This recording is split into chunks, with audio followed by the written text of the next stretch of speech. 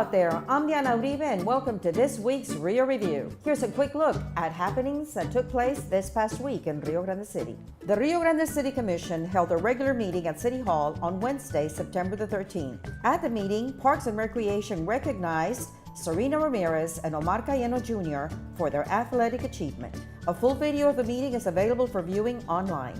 Representatives from the City of Rio Grande City and the Economic Development Corporation attended the ribbon-cutting ceremony for the new IDEA public school facilities on Thursday morning, September the 14th. It was a full house on Saturday, September the 16th at Rio Grande City's historic kiosk as hundreds gathered to celebrate Viva Mexico. Kids of all ages enjoyed food, games, and entertainment in celebration of our Hispanic heritage.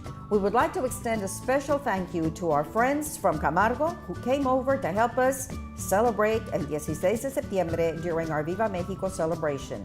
Congressman Henry Cuellar was at City Hall on Monday afternoon, September the 18th, where he met with local officials to discuss border security issues.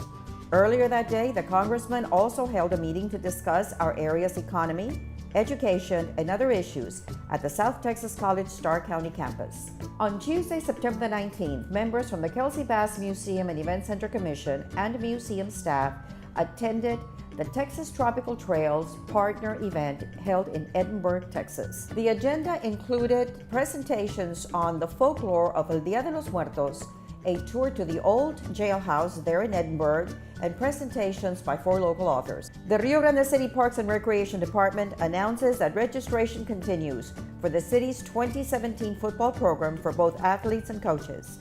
For more information, please call Eric Escamilla or Omar Perales at 956-487-0672.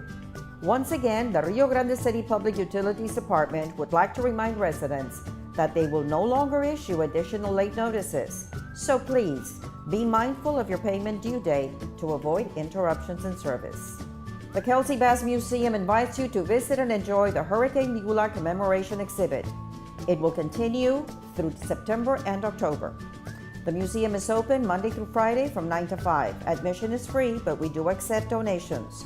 For more information or to schedule a group tour, call Diana Uribe at 956-487-0672, extension 2277.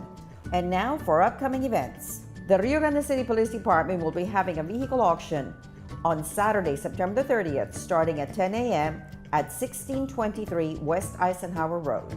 The Rio Grande City Crime Stoppers announces this year's National Night Out. It is set for Tuesday, October the 3rd, starting at 6 p.m. at the Basilio Villarreal Municipal Park. Be sure to stop by to enjoy food, fun, and prizes. And don't miss out on the chance to pie a police officer right on the kisser. The Rio Grande City Tourism Department encourages all residents to save the date for this year's Unexplained Mysteries Conference and Festival happening Saturday, October the 28th. It promises to be even spookier than last year's. The Kelsey Bass Museum and Event Center invites you to save the date. The Heroes of Starr County, a tribute to our veterans, will be unveiled on November the 3rd.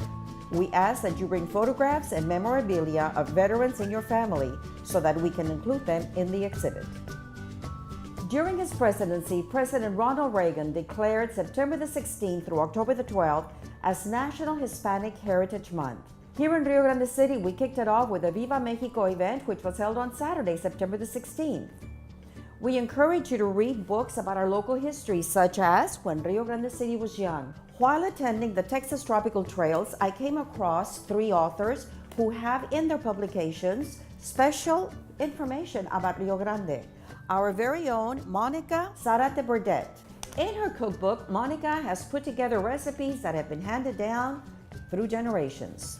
Another book of interest is written by Eileen Matei, For the Good of My Patients. This book was interesting to me because it features our very own Dr. Mary Hedley Edgerton. And last but not least is a photograph collection put together by Pino Shaw. Pino is a photographer who stopped by Rio Grande City, and 4 of the buildings that he found interesting and are featured in his book are the Robert E. Lee House, Fort Ringgold Hospital, our very own Kelsey Bass Museum, and of course, the Silverio de la Peña building. All of these pictures are of interest not only to local residents, but to anybody across the state of Texas. These books are available for your pleasure at the Kelsey Bass Museum and Event Center. So stop by, visit us, and look at everything we've got for you at the museum. And that's it for this week's RIA Review. For more information on these and any other topics, visit our website, like us on Facebook, and you'll come back.